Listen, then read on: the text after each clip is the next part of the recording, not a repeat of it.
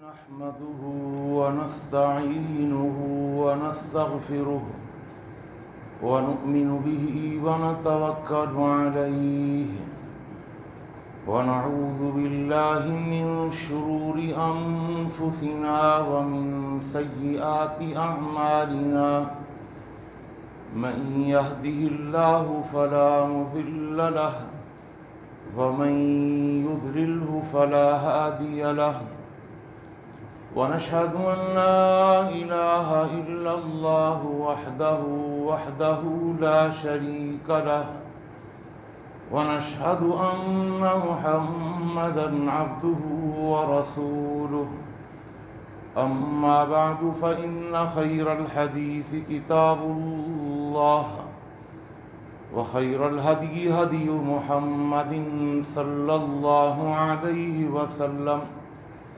وشر الأمور محدثاتها وكل محدثة بدعة وكل بدعة ضلالة وكل ضلالة في النار اللهم صل على محمد وعلى آل محمد كما صليت على إبراهيم وعلى آل إبراهيم إنك حميد مجيد اللهم بارك على محمد وعلى آل محمد كما باركت على إبراهيم وعلى آل إبراهيم إنك حميد مجيد فقد قال الله تبارك وتعالى في القرآن المجيد والفرقان الحميد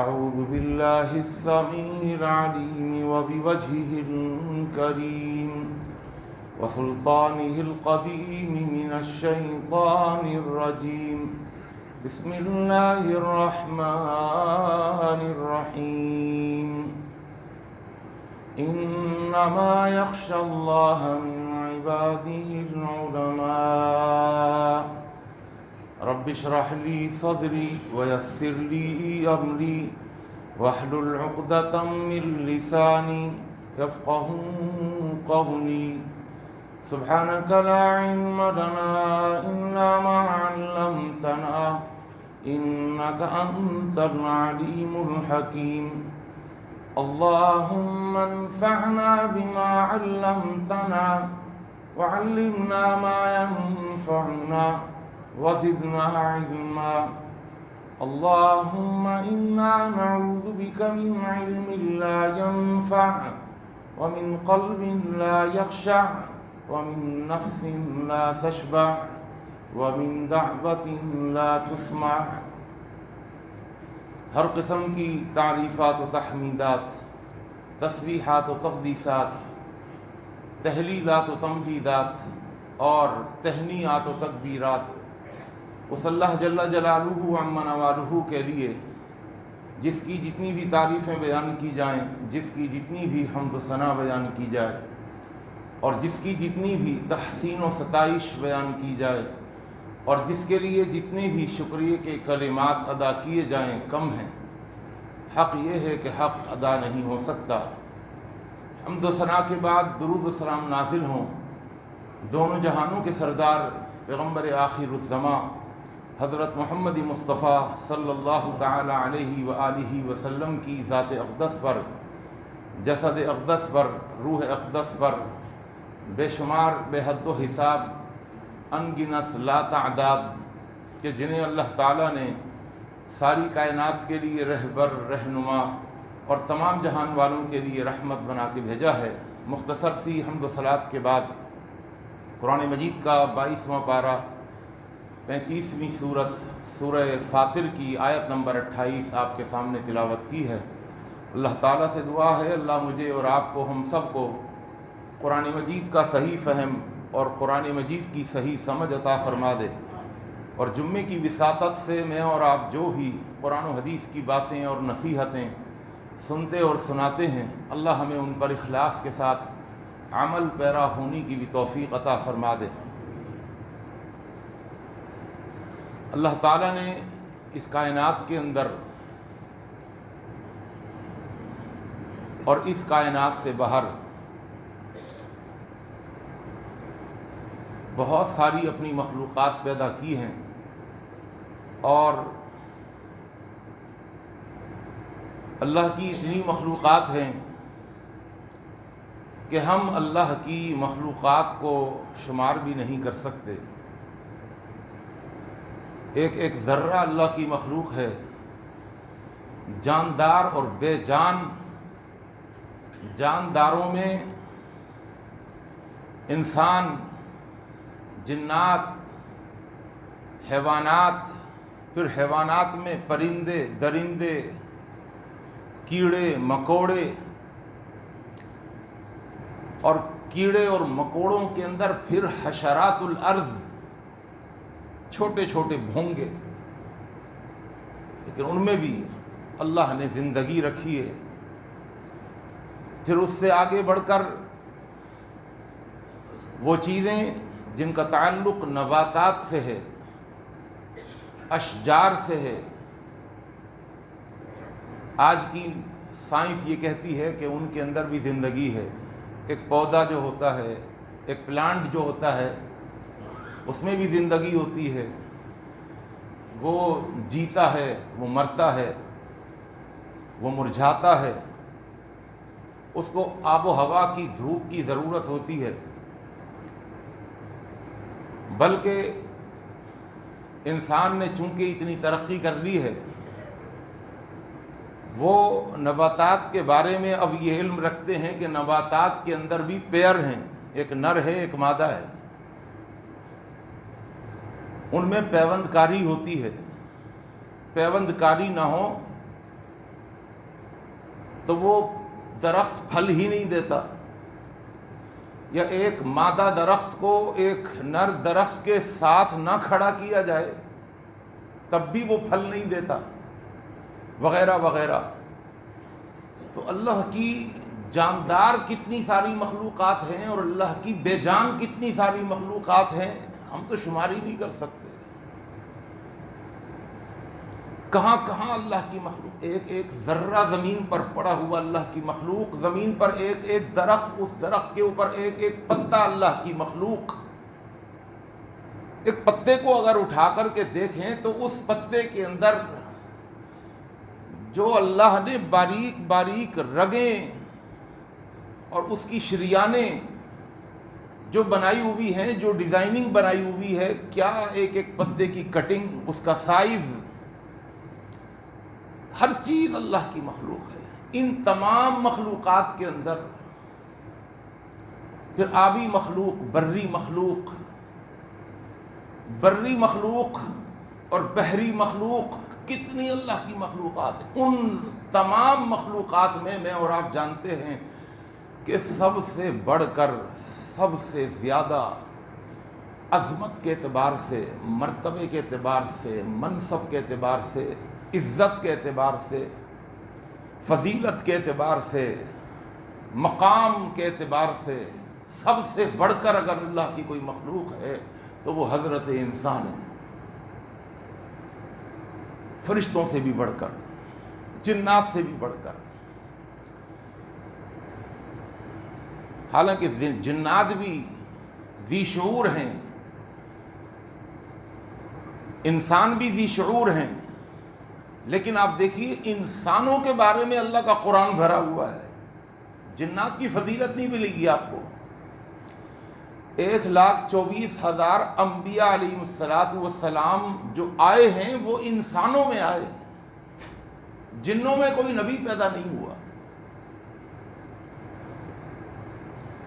یہ انسان کو جو اللہ نے فضیلت عطا فرمائی ہے وہ کس وجہ سے؟ یہ بھی کہا تو جا سکتا ہے کہ یہ اللہ کی تمام مخلوقات میں سب سے خوبصورت مخلوق ہے، سب سے زیادہ خوبصورت، لیکن یہ اس کی بنیادی وجہ نہیں ہے فضیلت اور مرتبت کی۔ بنیادی وجہ اس لیے کہ ہم جب اللہ کا قرآن پڑھتے ہیں تو ہمیں پتہ چلتا ہے کہ بہت سارے مقامات پر خوبصورتی، حسن اور جمال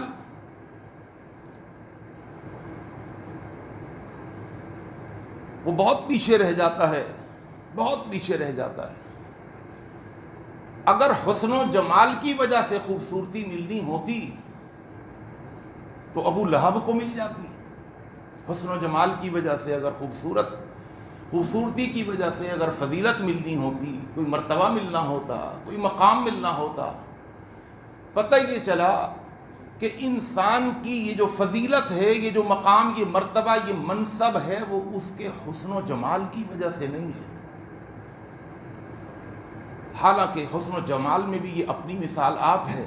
اللہ فرماتا ہے لَقَدْ خَلَقْنَا الْإِنسَانَ فِي أَحْسَنِ تَقْوِيمٍ، احسنی تقویم، اس کا قوام، اس کا ڈھانچہ،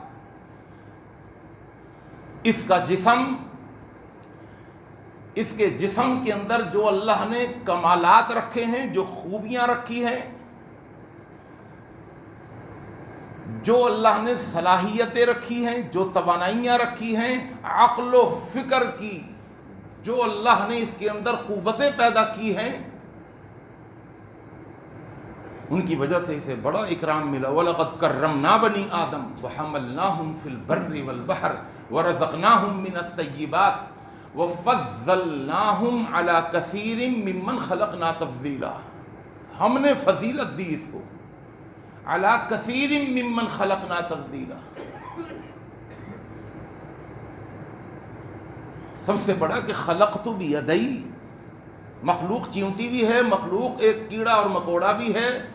اللہ خالق کل شیء، آسمان بھی، زمین بھی، پہاڑ بھی، چاند بھی، سورج بھی، ستارے بھی، آبشاریں بھی، یہ کہکشائیں بھی، یہ ہوائیں، یہ فضائیں، یہ خلا، یہ ملا، یہ سب کچھ اللہ کی مخلوق ہے۔ لیکن اللہ فرماتے ہیں خلقت بیدی، میں نے اپنی ہر مخلوق کو کن کہہ کر بنایا، لیکن میں نے انسان کو کن کہہ کر پیدا نہیں کیا، اپنے ہاتھوں سے اس کو بنایا۔ خلقت بیدی،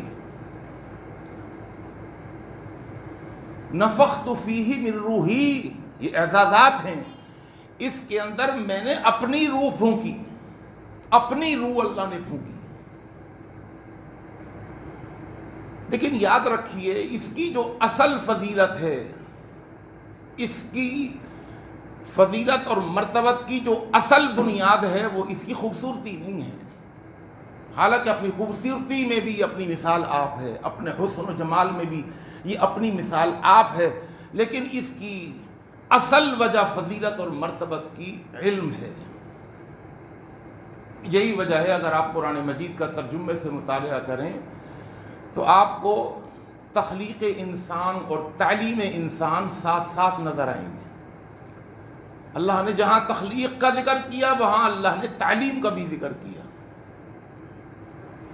فرمایا اقرأ بسم ربک الذی خلق، خلق الانسان من علق، تخلیق کا ذکر ہو رہا ہے۔ اقرأ بسم ربک الذی خلق، خلق الانسان من علق، اقرأ وربک الاکرم الذی علم بالقلم، علم الانسان ما لم یعلم۔ اصل فضیلت اس وجہ سے ہے۔ اور اگر ان آیتوں پر ذرا سا غور کر لیں آپ، تخلیق بھی اللہ کی ایک نعمت تھی اور تعلیم بھی اللہ کی ایک نعمت تھی۔ اللہ اسے تخلیق ہی نہ کرتا، یا اگر تخلیق ہوتی تو کسی حیوان کی شکل میں ہوتی، ہم کوئی حیوان ہوتے، ہم کوئی جانور ہوتے، ہم پہاڑ کا کوئی ذرہ ہوتے، تخلیق یوں بھی ہماری ہو سکتی تھی۔ لیکن اس نے انسان بنایا ہم کو، خلق الانسان من علق۔ اگر آپ مجھے تھوڑا سا وقت دیں اور توجہ اپنی دیں تو میں یہاں ایک نقطہ بتا کر آگے چلوں۔ ایک یہاں پر نعمت تخلیق ہے، اسی سورہ علق کے شروع میں ابتدائی آیتوں میں نعمت تخلیق۔ نعمت تخلیق یہ بھی نعمت ہے اللہ کی، جانور نہیں بنایا، کتا اور بلہ نہیں بنایا، اس نے انسان بنایا۔ پھر اس نعمت میں اور نکھار پیدا کیا. صرف انسان نہیں بنایا، اس نے مسلمان بنایا. وہ ایک کافر بنا سکتا تھا، وہ ایک ہندو بنا سکتا تھا، وہ ایک یہودی اور مجوسی بنا سکتا تھا، وہ سورج کا پرستار، وہ آتش پرست بنا سکتا تھا. اس نے ہمیں موحد بنایا، مسلمان اور موحد بنایا. تو نعمت تخلیق یہ بھی ایک نعمت تھی، لیکن یہ نعمت تخلیق اتنی بڑی نعمت نہیں تھی. ایک اور نعمت کا آگے ذکر کیا، وہ نعمت اس نعمت تخلیق سے بہت بلند تھی، وہ تھی نعمت تعلیم. آپ توجہ فرمائیے گا، جب اللہ نے نعمت تخلیق کا ذکر کیا تو اس کو محض رب کی طرف منسوب کیا. اقرأ بسم ربک الذی خلق، اس رب کا نام لے کر پڑھو جس نے پیدا کیا. تو نعمت تخلیق کو صرف رب کی طرف منسوب کیا. لیکن جب نعمت تعلیم کا ذکر آیا تو اللہ نے کیا فرمایا؟ اقرأ. اب دوسرا اقرأ ہے، دو آئیں اقرأ، پڑھیے. پہلا اقرأ، اقرأ بسم ربک الذی خلق، اس رب کا نام لے کر جس نے نعمت تخلیق سے نوازا. اب دوسرا آئے گا اقرأ، اقرأ بسم ربک الذی خلق، خلق الانسان من علق. اب دوسرا اقرأ پڑھیے، وربک الاکرم الذی علم بالقلم. بہت توجہ فرمائیے گا، نعمت تخلیق کا ذکر کیا تو اس نعمت تخلیق کو صرف رب کی طرف منسوب کیا، رب نے پیدا کیا. لیکن جب نعمت تعلیم کا ذکر کیا تو اس نعمت تعلیم کو اللہ نے محض رب کی طرف بھی منسوب نہیں کیا، رب کریم کی طرف بھی منسوب نہیں کیا، بلکہ رب اکرم کی طرف منسوب کیا. وَرَبُّكَ الْأَكْرَمُ، ایک ہوتا ہے رب، ایک ہوتا ہے رب کریم، اور ایک رب اکرم. یہ جو نعمت دی ہے نا تجھے، نعمت تعلیم، یہ نعمت تخلیق سے کہیں زیادہ بلند نعمت ہے، بڑی نعمت ہے. اس لیے میں اس کو محض رب کی طرف منسوب نہیں کر رہا، بلکہ میں کہتا ہوں اس رب اکرم نے سب سے بڑا کرم کیا تجھ پر کہ تجھے نعمت تخلیق کے بعد نعمت تعلیم سے بھی نوازا. آ رہی یہ بات؟ یہ قرآن مجید کا ایک اسلوب ہے، یہ قرآن مجید کا ایک انداز ہے. اللہ نے دیکھیں نا، پہلے اللہ نے ایک چھوٹی، اب میں اگر کسی کی تعریف کروں تو تعریف ہمیشہ نیچے سے اوپر کی طرف جاتی ہے، اوپر سے نیچے کی طرف نہیں آتی. میں اگر کہوں یار یہ جو آدمی ہے بڑے مالدار آدمی ہے، بتاؤں آپ کو بھائی یہ ارب پتی آدمی ہے. اب دوسرا جملہ میں کہوں بھائی یہ صرف ارب پتی نہیں ہے، یہ کروڑ پتی بھی ہیں. تو کہیں گے جب ارب پتی ہیں تو بھائی کروڑ پتی بھی ہوں گے. تعریف میں ہمیشہ نیچے سے اوپر کی طرف جایا جاتا ہے. میاں صرف وزارت اعلیٰ ہی نہیں رہی ان کے پاس، یہ وزارت عظمیٰ کے مرتبے پر بھی فائز رہے. تعریف نیچے سے اوپر کی طرف جاتی ہے. بس یہاں بھی اللہ نے انسان کی عظمت کو بیان کیا کہ اس کو ہم نے تخلیق سے نوازا، اور ہماری جو تخلیق تھی وہ عام تخلیق نہیں تھی، کن کہہ کے پیدا نہیں کیا. خلقت بیدیہ کے اعزاز کے ساتھ پیدا کیا، نفخت فیہ من روحی کے اعزاز کے ساتھ پیدا کیا.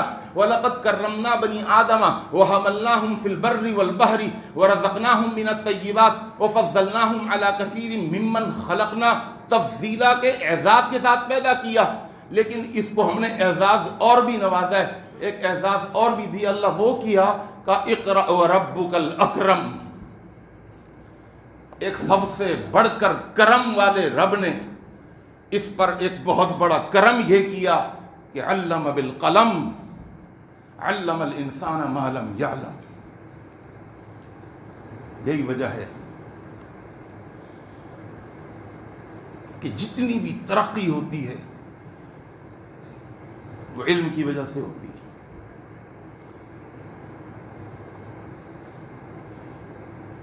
آپ دیکھیے یورپ کے معاشرے وہ ترقی کر چکے ہیں کس کی وجہ سے؟ علم کی وجہ سے۔ میں ابھی صرف دینی علوم کی بات نہیں کر رہا، میں صرف نعمت علم کی بات کر رہا ہوں۔ دنیاوی علم ہو، دینی علم ہو، وہ دنیاوی علم بھی آگے جا کر اگر اس کا استعمال صحیح ہو تو وہ آگے جا کر دینی علم سے مل جاتا ہے، وہ دنیاوی علم بھی دینی علم بن جاتا ہے۔ تو میں ہرگز یہ نہیں کہہ رہا کہ دنیاوی جو علوم حاصل کر رہے ہیں وہ یہ فضیلت حاصل نہیں کریں گے، نہیں، کرتے ہیں، کر رہے ہیں اور کرتے رہیں گے۔ جو بھی کرے گا، علم جو بھی حاصل کرے، وہ صرف مسلمان نہیں، مسلم ہو یا غیر مسلم، جو علم کا میدان مار لے گا، جو علم کے حصول کے لیے اپنی طاقتوں کو اور صلاحیتوں کو ختم کرنے لگے گا، وہ علم کی معراج کو پا جائے گا، اور جب علم کی معراج کو پا جائے گا تو ہر مشکل آسان ہوتی چلی جائے گی۔ آج ان کے لیے دیکھیے یورپ کے معاشرے میں ان کا معاش ہمارے معاش سے کہیں زیادہ بہتر ہے۔ میں ان کی کوئی تعریف نہیں کر رہا، کہیں کوئی غلط انداز سے میری بات کو سمجھنے کی کوشش نہ کریں۔ کل لائٹ نہیں تھی، آپ کو پتہ ہے گرمی کتنی پڑ رہی ہے، ہمارے مدرسے کی 2 بچیاں بے ہوش ہو گئیں گرمی کی وجہ سے۔ ایک لوڈ شیڈنگ، تباہ کن لوڈ شیڈنگ، ہر 2 گھنٹے بعد 2 گھنٹے لائٹ جا رہی ہے، ہر 2 گھنٹے بعد 2 گھنٹے، اور جب گرمی زیادہ پڑے تو آتی نہیں۔ جنریٹر بھی بیچارہ کتنا کام کرے گا بھائی، کبھی اس کا پلک جل رہا ہے، کبھی اس کا بورڈ جل رہا ہے، کبھی وائرنگ گرم ہو رہی ہے، کبھی اوور لوڈ ہو گیا، بند ہو گیا، ابھی اس کو صحیح کرانے جا رہے ہیں۔ 800 بچے بچیاں پڑھ رہے ہیں، کل ہم نے بھی چھٹی کری، پرسوں بھی جلدی چھٹی کری، شدید گرمی۔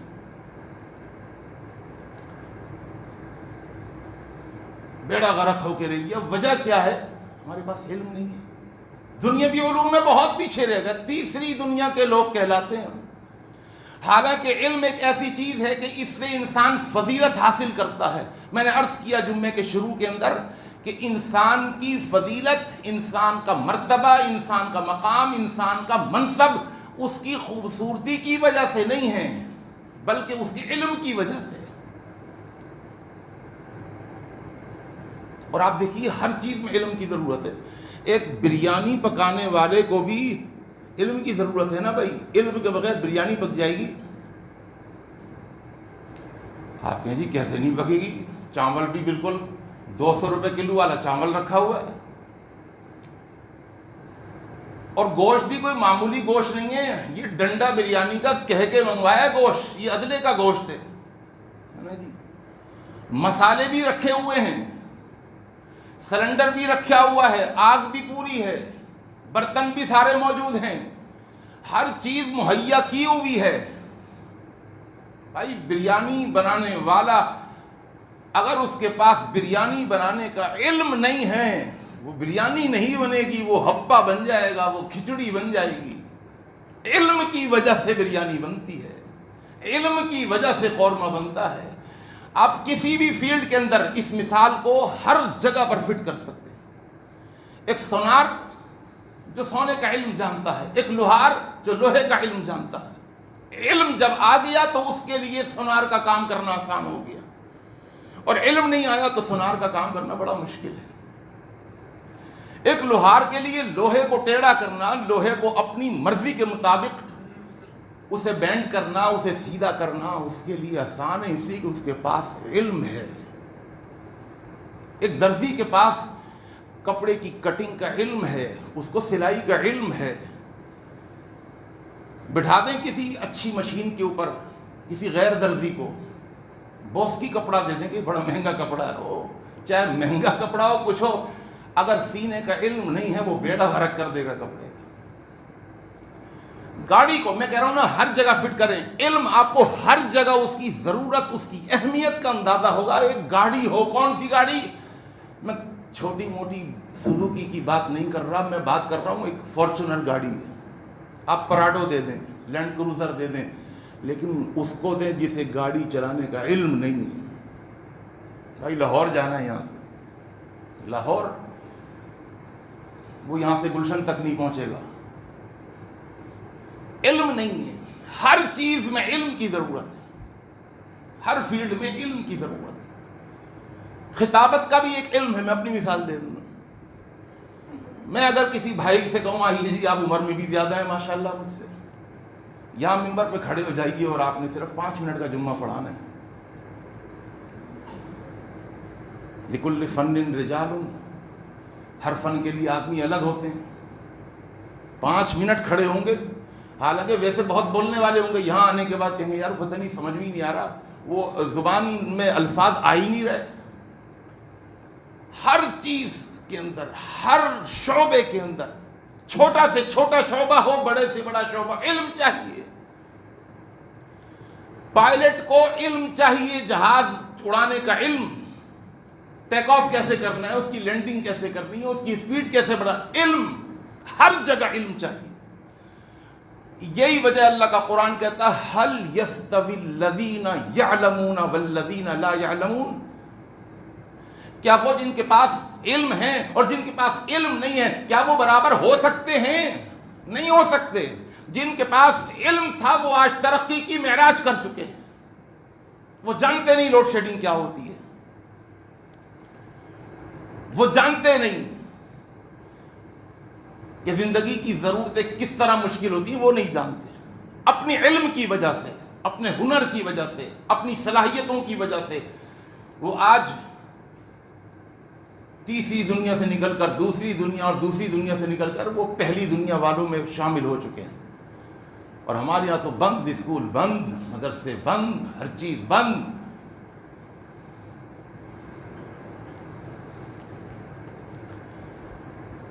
جتنی انا للہ پڑھی جائے کم ہے۔ علم کے اعتبار سے ہم سب سے پیچھے رہ گئے اور یہ نقصانات ہم اٹھا رہے ہیں۔ قرآن مجید فرقان حمید کا اگر ہم مطالعہ کریں،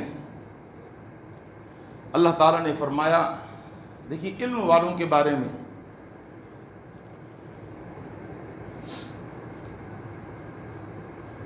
وَأَنزَلَ اللَّهُ عَلَيْكَ الْكِتَابَ وَالْحِكْمَةَ وَعَلَّمَكَ مَا لَمْ تَكُنْ تَعْلَمْ، اللہ نے آپ پر کتاب اتاری، حکمت اتاری، وَعَلَّمَكَ مَا لَمْ تَكُنْ تَعْلَمْ، اور آپ کو وہ سکھایا جو آپ جانتے نہیں تھے۔ اور اس کے بعد کیا کہا، وَكَانَ فَضْلُ اللَّهِ عَلَيْكَ عَظِيمًا، یہ اللہ کا آپ پر بہت بڑا فضل ہے۔ فضل میں بتا چکا ہوں فضل کیا ہوتا ہے، عدل سے بڑھ کر ہوتا ہے۔ جب انسان علم حاصل کرتا ہے تو پھر وہ فضل کے ساتھ چلتا ہے، وہ کوئی سا بھی انسان ہو، وہ مسلم ہو یا غیر مسلم۔ آج ہم عدل کے ساتھ بھی نہیں چل رہے، عدل کے ساتھ پورا پورا بل بھرتے ہیں، اس کے باوجود بجلی نہیں ملتی۔ او بھائی کیوں نہیں مل رہی؟ یہ پابندی سے بل بھر رہے ہیں۔ کہا آپ کے علاقے کے اندر کچھ لوگ نہیں بھر رہے، وہ ڈیفالٹر ہیں، تو بھائی اس کا سزا کا آپ کو ملے گی، آپ ان کے برابر میں رہتے ہیں۔ یعنی کوئی عقل والی بات تو ہو، کوئی سمجھ والی بات تو ہو۔ وہ بھی بھگتے گا جو بیچارہ بل بھر رہا ہے۔ بھائی ان کو پکڑو آ کر، نہیں ان کو نہیں پکڑ رہا ہے، ان سے تو ہمارا سلسلہ چل رہا ہے، لیکن آپ کو بھگتنا پڑے گا۔ بہت سارے علاقوں میں لوڈ شیڈنگ ختم ہو گئی، بہت سارے علاقوں میں نہیں ہوئی۔ یاد رکھیے گا یہ جملہ قرآن کا ہے، یہ میں نہیں کہہ رہا۔ اگر علم ہے تو عدل کے ساتھ نہیں چلو گے۔ عدل کہتے ہیں برابری، جتنی محنت اتنا محنتانہ۔ آپ کسی کے یہاں مزدوری کرتے ہیں، آپ کی 40,000 روپے تنخواہ مقرر ہو گئی، آپ جائیں گے 40,000 لیں گے، آپ کو نہیں آپ 50 دے دو، کہے گا نہیں بھائی آپ کا ہمارا ایگریمنٹ جو ہوا ہے وہ 40,000 کا ہوا ہے نا ایسا؟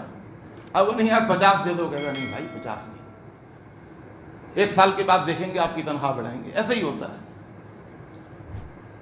یہ عدل ہے۔ لیکن یاد رکھیے فضل عدل سے بڑھ کر ہوتا ہے، فضل کی کوئی حد نہیں ہوتی، عدل کی حد ہوتی ہے۔ میں نے آپ کو پہلے بھی بتایا تھا کہ میں ایک دفعہ ایئرپورٹ جا رہا تھا، وہاں پر میں نے دیکھا ایک میاں بیوی کا جوڑا، باہر سے آئے ہوئے تھے، شاید تھے پاکستانی، ایک پاؤڈر کیا ہوا تھا، وہ پورٹر ان کے ساتھ ساتھ 400 روپے فیس بھری ہوئی تھی، وہ ان کو گیٹ تک لے کر کے گیا، امیگریشن تک لے کر کے گیا، سامان اٹھایا، دکھایا، سب کچھ ان کے ساتھ ساتھ۔ جب وہاں سے وہ آگے بڑھنے لگے تو اس نے کہا سر، سر، لفظ سر کے اندر ہی وہ سمجھ گیا کچھ اور بھی چاہ رہے ہیں۔ میں بھی اتفاق سے جا رہا تھا، میرا جب پرماننٹ ویزا تھا، میں نے دیکھا، میں ساتھ ساتھ تھا، اس نے اپنا والیٹ نکالا، 5000 روپے نکالے، اس کو دے دیے۔ مجھے اسی دن سمجھ آئی کہ عدل تو یہ تھا کہ 400 کی تمہاری محنت تھی، 400 مل چکے، لیکن عدل کی حد ہوتی ہے، اور فضل کبھی عدل سے اتنا بڑھتا ہے، اسے ملٹیپلائز کرتے جائیں، کتنا ملٹیپل ہوگا، کہاں 400 کہاں 5000۔ اور میں اپنی آنکھوں کا دیکھا واقعہ سنا رہا ہوں، برابر میں ایک اور پورٹر کھڑا ہوا تھا، اس نے کہا یار بہت بڑی آج تو سخی سرکار آئی ہوئی ہے، اس نے بھی کہا سر۔ میں نے کہا ابھی یہ شاید اس کو نہیں دے گا، اس لیے کہ یہ اس کا پورٹر نہیں۔ اس نے دوبارہ والیٹ نکالا، اس کو بھی 5000 دیے۔ میں اپنی آنکھوں دیکھا واقعہ سنا رہا ہوں، 2 اور آ گئے، انہوں نے بھی، اس نے 5,000 کے نوٹ نکال کے ان کو بھی دیے۔ تو پھر میں آگے بڑھ کے میں نے کہا اللہ، آج مجھے پتا چلا کہ فضل کی کوئی حد نہیں ہوتی۔ رب کیا کہتا ہے؟ رب اگر علم حاصل کیا تو تمہیں عدل کے ساتھ نہیں ملے گا، تمہیں فضل کے ساتھ ملے گا۔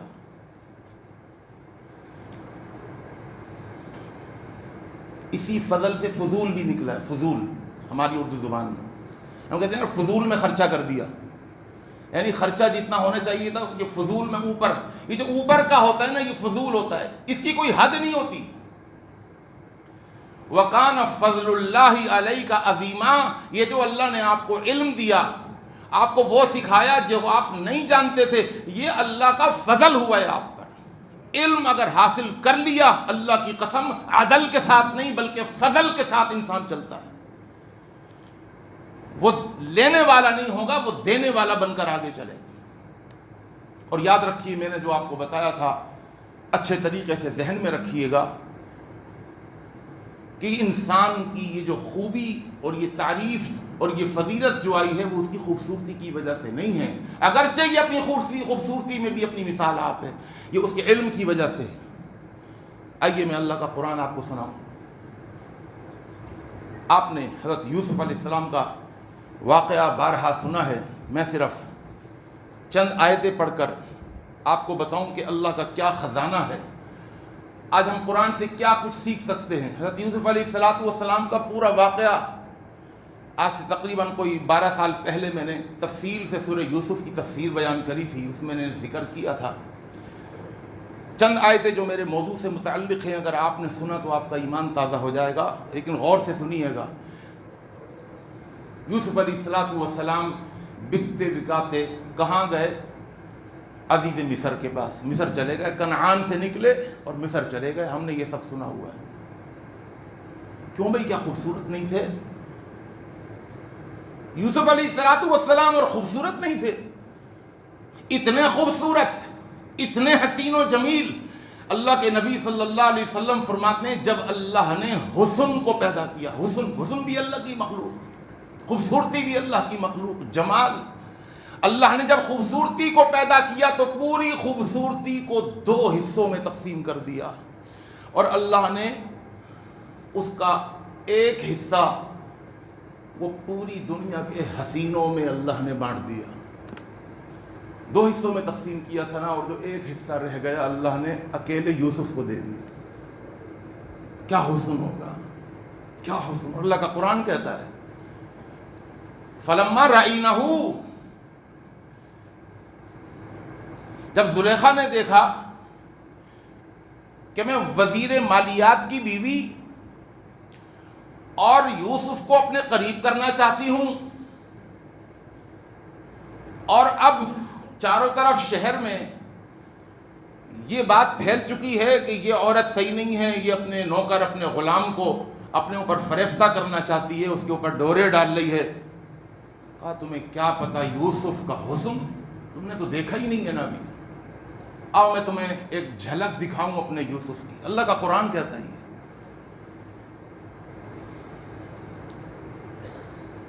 وَآتَتْ كُلَّ وَاحِدَةٍ مِّنْهُنَّ سکینن، عورتوں کو بلا دیا. شاہی گھرانے کے اندر شاہی خاندان کی بڑے بڑے وزیروں کی بیویاں آ کر کے بیٹھ گئیں، آگے پھل رکھ دیے. وَآتَتْ كُلَّ وَاحِدَةٍ مِّنْهُنَّ سِكِّينًا، اللہ کا قرآن کہتا ہے کہ ہر ایک کے ہاتھ میں چھریاں دے دیں، پھل اور چھری، کہ اپنا پھل کاٹیے اپنی چھری سے اپنے مطلب کا. اور جب دیکھا کہ اس وقت سب کے ہاتھوں میں چھریاں ہیں اور سیب ہیں، سب کھانے کے لیے تیار ہیں پھل، وَقَالَتِ اخْرُجْ عَلَيْهِنْ، یوسف تو غلام تھے، نوکر سے، آئیے جی یوسف ذرا آئیے، یہاں پر چائے لے آئیے، میٹھا لے آئیے، ٹھنڈا لے آئیے، پانی لے آئیے. حضرت یوسف علیہ السلام جب اپنے حسن کے ساتھ نکلے، اللہ کا قرآن کہتا ہے فَلَمَّا رَأَيْنَهُ، جب دیکھا یوسف کو،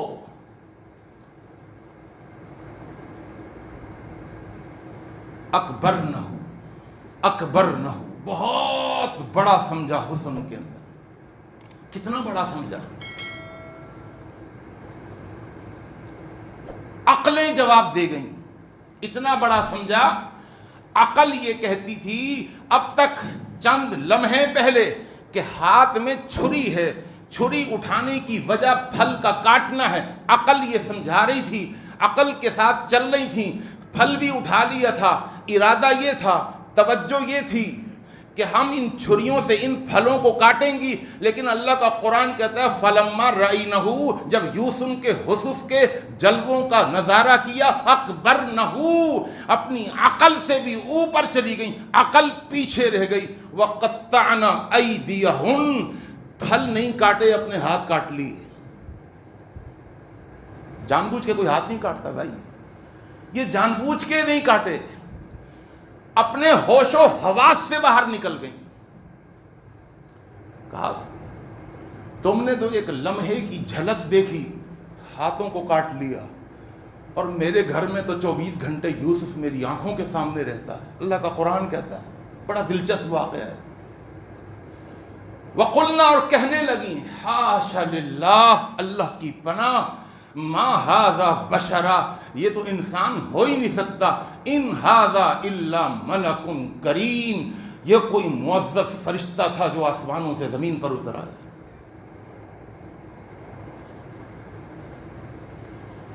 قالت ھذ لمتننی فیہ، کہنے لگی تم مجھے ملامت کرتی تھی. یہ یوسف علیہ السلام کتنے حسین و جمیل، کتنے خوبصورت، لیکن اسی قرآن سے پوچھتے ہیں کیا حسن و جمال کی وجہ سے ان کو کوئی عظمت ملی، کوئی مرتبہ ملا، کوئی منصب ملا، کوئی مقام ملا، کوئی اتنی بڑی عزت جس کے پیچھے ان کی خوبصورتی ہو، ان کا حسن ہو، ان کا جمال ہو؟ اللہ کا قرآن کہتا ہے نہیں نہیں،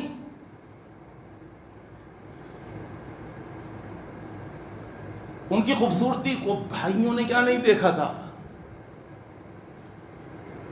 بھائی بھی جانتے تھے اتنا خوبصورت. ان کو فخر ہونا چاہیے تھا کہ ہمارا بھائی اتنا خوبصورت ہے کہ پوری دنیا میں اس سے خوبصورت انسان کوئی نہیں، ہمارا بھائی، ہمارا. اتنے خوبصورت اور حسین و جمیل ہونے کے باوجود رب کا قرآن کیا کہتا ہے، سنیے گا الفاظ وَشَرَوْهُ بِثَمَنٍ بَخْسٍ دَرَاهِمَ مَعْدُودَةٍ.